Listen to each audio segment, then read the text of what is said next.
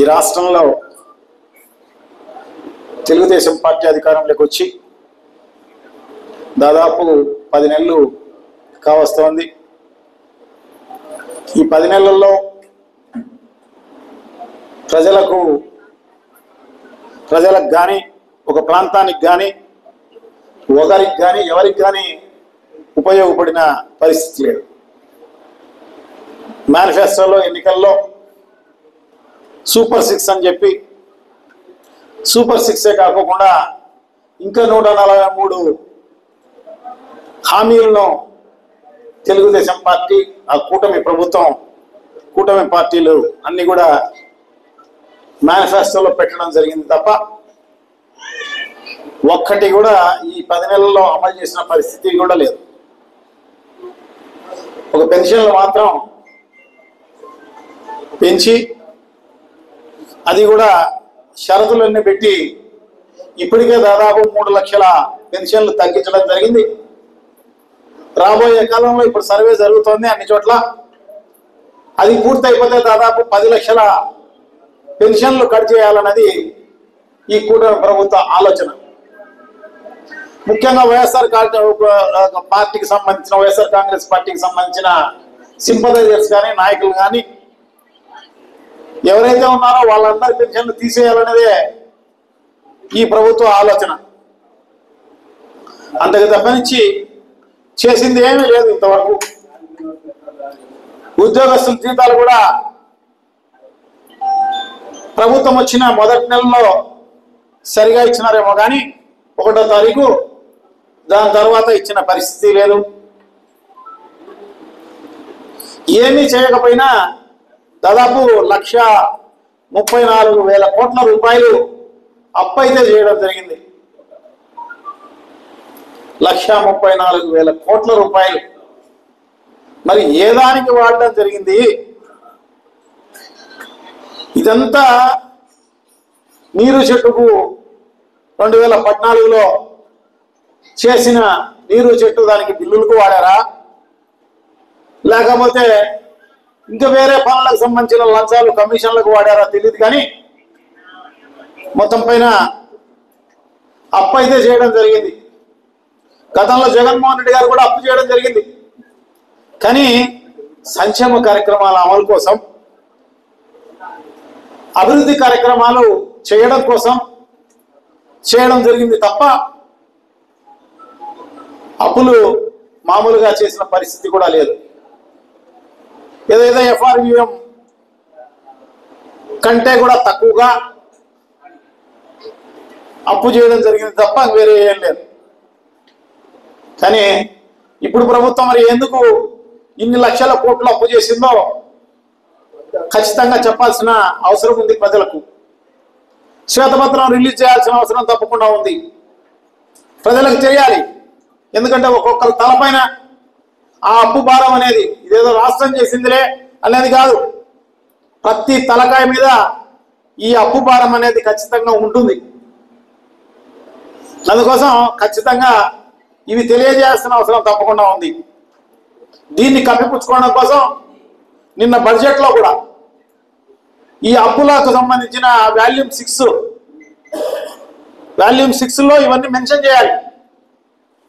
So ఇవి మెన్షనే చేయలేదు అంటే అప్పులే చూపించలేదు. ఏంది అప్పులే ఏం చూపించలేదు. బయటైతే చంద్రబాబు నాయుడు గారు అయితేనేమి, నారా లోకేష్ అయితేనేమి, పవన్ కళ్యాణ్ అయితేనేమి, వీళ్ళందరూ కూడా ఎవరైతే నోరు మాట్లాడితే చాలు జగన్మోహన్ రెడ్డి గారు ఆయన టైంలో 14 లక్షల కోట్లు అప్పు చేసినాడు, 15 లక్షల కోట్లు అప్పు చేసినాడు అని చెప్పేసి ఊదరగొట్టే కార్యక్రమం చేయడం జరిగింది తప్ప చూస్తే మొన్న నవంబర్లో ఒక బడ్జెట్ ప్రవేశపెట్టారు. అప్పుడు తెలిసో తెలియక పయావుల కేశవ్ ఆయన ఫైనాన్స్ మినిస్టర్ అప్పుడు చూపించినాడు అప్పులు ఎంత అంటే 6,46,000 కోట్ల రూపాయలు మాత్రమే జగన్మోహన్ రెడ్డి గారు అప్పు ఆ రోజు ఉంది అని చెప్పడం జరిగింది. అంటే గతంలో చంద్రబాబు నాయుడు గారు 2014లో ఆయన ముఖ్యమంత్రి అయ్యే టయానికి అంతా కలిపినా కూడా 50-60 వేల కోట్ల అప్పున్నదాన్ని ఆయన 3,25,000 కోట్ల రూపాయలు అప్పు చేసి దిగిపోవడం జరిగింది. ఆయన కంటే తక్కువ అప్పు చేసినా కూడా మేనిఫెస్టోలో ఏమి చెప్పడం జరిగిందో వైఎస్ఆర్ కాంగ్రెస్ పార్టీ 98% అమలు చేసిన ఘనత జగన్మోహన్ రెడ్డి గారిది, వైఎస్ఆర్ కాంగ్రెస్ పార్టీది అని చెప్పి తెలియజేసుకుంటున్నాం. ఎందుకంటే వైఎస్ఆర్ కాంగ్రెస్ పార్టీ మేనిఫెస్టోనే భగవద్గీతగా, ఖురాన్గా, బైబిల్గా భావించి అమలు చేసిన ఘనత జగన్మోహన్ రెడ్డి గారిది. అటువంటిది చంద్రబాబు నాయుడు గారు అధికారంలోకి వచ్చి ఈ రకంగా నిజంగా కూడా ఇప్పుడు ప్రజలందరూ కూడా ఇప్పుడే పెద్దలు చెప్పినట్టుగా పాలిచ్చే ఆవును పోగొట్టుకొని తన్నే దున్నపోతున్న గాడిదన తెచ్చుకున్నామని చెప్పేసి ప్రతి ఒక్కరూ ఫీల్ అవుతున్న పరిస్థితి అన్నమాట.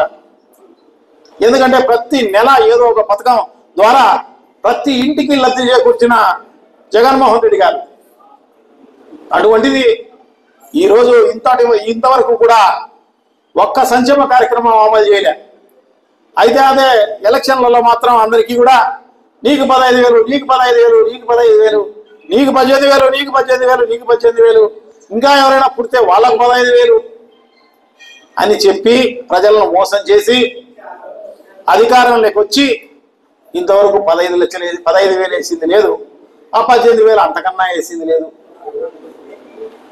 15,000 అయితే నిన్న బడ్జెట్లో తల్లికి వందనం అని చెప్పి దాదాపు 82 లక్షల మంది పిల్లలుంటే 82 లక్షల మంది పిల్లలకు దాదాపు సంవత్సరానికి 11,000 కోట్ల రూపాయలు అవుతుంటే బడ్జెట్లో కేటాయించిందంతా 8,752 కోట్ల రూపాయలు మాత్రమే కేటాయించడం జరిగింది. మిగతాదంతా ఎవరిస్తారు చెప్పి మోసం చేశాం కదా. అంటే ఊరికే కూడా ఇవన్నీ కూడా బడ్జెట్లో చూపించడం జరిగింది, కానీ అవన్నీ గ్రౌండ్ అవుతాయని చెప్పేసి అనుకోవాల్సిన పని అంతకన్నా లేదు. అవన్నీ ఇస్తారనుకోవాల్సిన పని లేదు. ఎందుకంటే నవంబర్లో బడ్జెట్లో ప్రవేశపెట్టిన దాంట్లో కేటాయించినది కూడా ₹1 ఇచ్చిన పరిస్థితి లేదు. అంటే కేటాయించినా కూడా ఇస్తారో లేదో తెలియదు. రైతులకు సంబంధించి కూడా ప్రతి ఒక్కరికి కూడా 20,000 రూపాయలు ఇస్తామని చెప్పి, అది కూడా 20,000 రూపాయలు కేంద్ర ప్రభుత్వం ఇస్తున్న 6,000 రూపాయలకు కాకుండా ఎక్స్ట్రాగా 20,000 రూపాయలు ఇస్తామని చెప్పి ఇప్పుడు మార్చి ప్లేట్ ఫిరాయించి ఇప్పుడు దాంతో కలిపిస్తామని చెప్పేసి చెప్తున్న పరిస్థితి. దానికి కూడా ఆరోపణ పెట్టడం జరిగింది. చాలా దారుణం. రైతులైతే ఇంతకుముందు మా పెద్ద ఆయన చెప్పినట్టుగా మద్దతు ధర లేదు, ఇన్సూరెన్స్ లేదు, పెట్టుబడి నిధి లేదు, అంటే రైతు భరోసా ఏమీ లేదు ఇప్పటి వరకు. చాలా దారుణం. కేపీ ఉల్లి కానీ మా నియోజకవర్గానికి సంబంధించిన అక్కడ మిగతా ఉల్లి కానీ, తర్వాత మినుము కానీ, శనగలు అయితేనేమి, వరి అయితేనేమి ఎప్పటికప్పుడు మద్దతు ధర లేకపోతే ఇమ్మీడియట్గా ప్రభుత్వం, పులిందలు అయితే అరటి పండ్లు కూడా, నాకు తెలిసి హార్టికల్చరు ఎప్పుడు మద్దతు ధర కేంద్ర ప్రభుత్వం ఎప్పుడు ఇచ్చిన పరిస్థితి లేదు, ఇప్పుడు ఇచ్చిన పరిస్థితి లేదు హార్టికల్చర్కు. అటువంటిది రాష్ట్ర ప్రభుత్వమే హార్టికల్చర్కు కూడా మద్దతు ధర ప్రకటించి రైతుకు నష్టం జరగకూడదు అన్న ఉద్దేశంతో వాళ్లకు కొనుక్కున్న పరిస్థితి. అదే కాదు, ఇన్సూరెన్స్ కూడా మిగతాది కూడా ఖరీఫ్లో నష్టం జరిగితే ఖరీఫ్లోనే వాళ్లకు ఆ నష్టం బలి ఇచ్చే కార్యక్రమం చేయాలి, రబీలో నష్టం జరిగితే రబీలోనే వాళ్ళకు నష్టం ఇచ్చే కార్యక్రమం జరగాలి అని చెప్పేసి చిత్తశుద్ధిగా అమలు చేసిన ఘనత శ్రీ జగన్మోహన్ రెడ్డి గారిది. అటువంటిది ఈ ప్రభుత్వం ఇంతవరకు ఒక్క కేజీ కాదు కదా, 1 గ్రాము కూడా రాష్ట్ర వ్యాపితంగా ఇంత దారుణంగా రైతులందరూ కూడా ఇబ్బందులు పాలవుతున్నారు. వర్షమే తక్కువ, పంట లేదు, పంటనే సొగము. ఏ పంట అయినా ఆ సొగం పంటకు మద్దతు ధర అస్సలు లేదు. చాలా దారుణం. ఈ ప్రభుత్వం ఏ దానికి పనిచేస్తోంది? 1,32,000 కోట్లు అప్పు చేసావే నువ్వు, మరి ఎందుకు ఇవ్వలేకపోయినావు? ఇవన్నీ కూడా ఇచ్చిండొచ్చు, ఇవ్వలేదు. చాలా దారుణం. మరి బడ్జెట్ అంటే అలా, రాష్ట్ర పరిపాలన అంటే ఇలా సాగుతోంది. ఒట్టి వైఎస్ఆర్ కాంగ్రెస్ పార్టీ నాయకులను, కార్యకర్తలను వాళ్ళని ఇబ్బంది చేసే కార్యక్రమం, వైఎస్ఆర్ కాంగ్రెస్ పార్టీకి సంబంధించిన సోషల్ మీడియా వాళ్ళను ఒక్కొక్కరి పైన 15 కేసులు, 20 కేసులు. చాలా దారుణం. పోసాని కృష్ణమూర్తి గారిని 15 కేసులు పెట్టడం జరిగింది. ఆయన 2021లో ఏదో మాట్లాడాడని చెప్పేసి వాళ్ళు మాట్లాడినటి కొన్ని వేలు ఉన్నాయి, కొన్ని వేలు. ఎంత వల్గర్గా మాట్లాడారు, ఎంత తీసేసి మాట్లాడారు వైఎస్ఆర్ కాంగ్రెస్ పార్టీ నాయకులను, జగన్మోహన్ రెడ్డి గారిని. కొన్ని వేల ట్వీట్లు,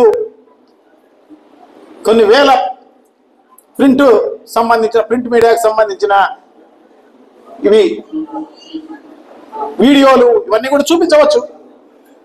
అదే దానిపైన యాక్షన్ తీసుకొని ఉంటే వైఎస్ఆర్ కాంగ్రెస్ పార్టీ వాళ్ళు ఆ కాలంలోనే వీళ్ళందరూ బయట తిరిగే వాళ్ళు. అసలు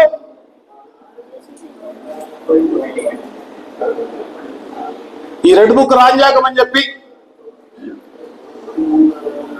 అందరినీ దొంగ కేసులు పెట్టి, ఎస్సీ కేసులు, ఎస్టీ కేసులు, ఇంకొక కేసులు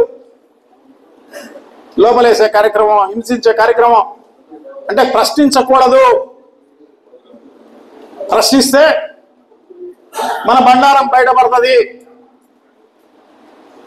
అని చెప్పేసి ప్రశ్నించకూడదన్న ఉద్దేశంతో ఈ ప్రభుత్వం ఈ రకంగా నడుచుకుంటున్న పరిస్థితి. తప్పకుండా ఇవన్నీ కూడా ఖండించాల్సిన అవసరం తప్పకుండా ఉంది. ప్రజాస్వామ్యంలో ఉన్నాం.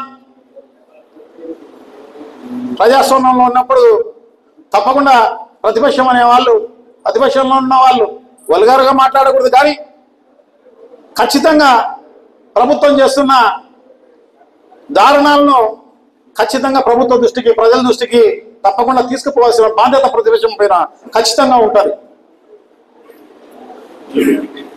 సో ఆ బాధ్యత నెరవేరుస్తుంటే వాళ్ళనందరినీ హింస చేసే కార్యక్రమం అంతా చేస్తున్న పరిస్థితి అన్నమాట. ఇక్కడ అక్కడ లేదు, రాష్ట్ర వ్యాపితంగా ఇదే జరుగుతున్న పరిస్థితి. సో రాజ్యాంగం ప్రకారం, శాసన ప్రకారం ప్రజాస్వామ్యయుతంగా గెలిచిన వాళ్ళు ఎవరైనా కూడా ప్రమాణం చేసేటప్పుడు పార్టీలకు అతీతంగా, కులాలకు అతీతంగా, రాగద్వేషాలు లేకోకుండా, పక్షపాతం లేకుండా మేము ఈ పదవిని నిర్వహిస్తాము అని చెప్పేసి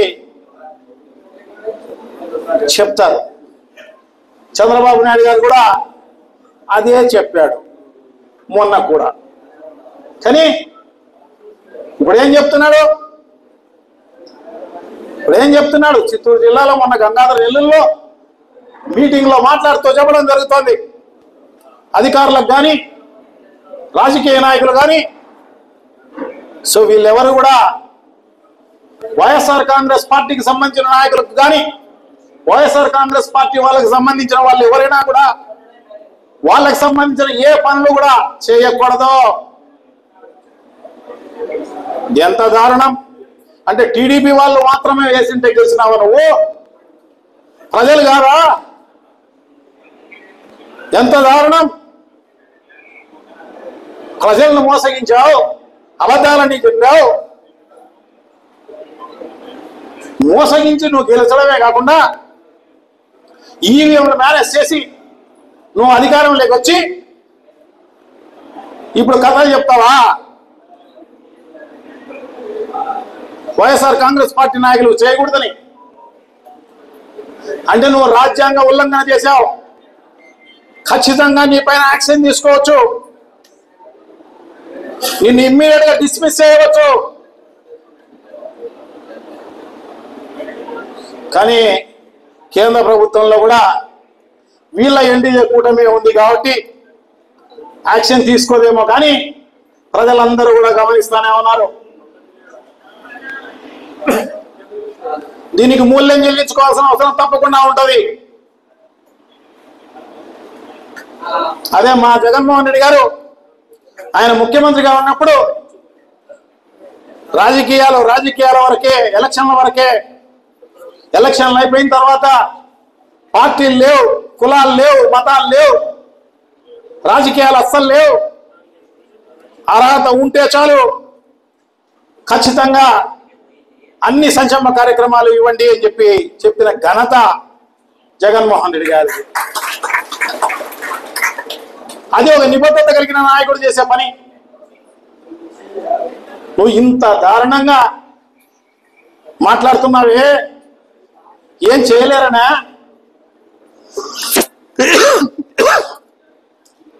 పోలీస్ పహారాతో నువ్వు తిరుగుతున్నావు, పోలీసులను వెంట పెట్టుకొని నువ్వు నీ తెలుగుదేశం పార్టీకి సంబంధించిన నాయకులు.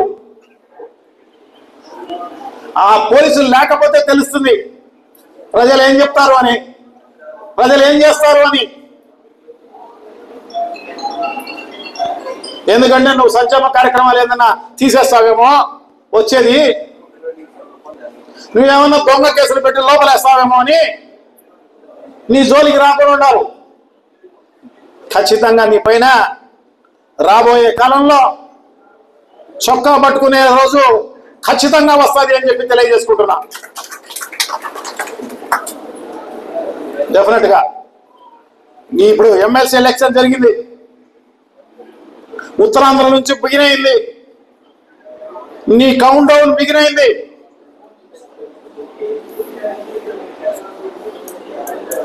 ముప్పై 30,000 ఓట్లు వచ్చినాయి నీకు, నువ్వు సపోర్ట్ చేసిన అభ్యర్థికి 30% ఓట్లు. అంటే మొన్న ఎలక్షన్లో ఈవీఎంలు మేనేజ్ చేసినావో లేకుంటే ప్రజలు ఓట్లు వేసినారో కానీ నీకు 62-64% ఓట్లు వచ్చినాయి. ఈరోజు 30% ఓట్లు వచ్చినాయి. అర్థమైంది? చదువుకున్న వాళ్ళు, టీచర్లు వాళ్ళు వేసినారు ఓట్లు. రిజల్ట్ ఏమొచ్చింది చూసుకో ఏం చేస్తారు అనేది. 9 నెలలు కాలే ప్రభుత్వం వచ్చి, అప్పుడే నీ కౌంట్ డౌన్ స్టార్ట్ అయింది. ఖచ్చితంగా నీకు బుద్ధి చెప్పే రోజు, చొక్కా పట్టుకునే రోజు ఖచ్చితంగా వస్తుంది అని చెప్పి అందరికీ కూడా తెలియజేసుకుంటూ, సో ఇప్పటికైనా విజ్ఞతగా ఆలోచన చేయి. పార్టీలకు అతీతంగా ఎవరు అర్హులుంటే వాళ్లకు సహాయం చేయి. భవిష్యత్తులో నీకు ఉపయోగం ఉంటుంది.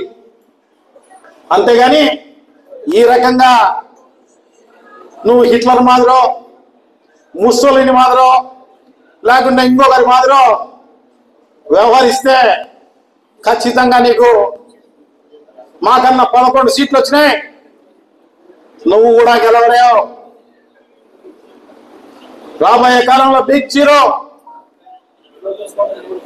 తెలుగుదేశం పార్టీ కొమ్ము కాస్తున్న మిగతా పార్టీలకు.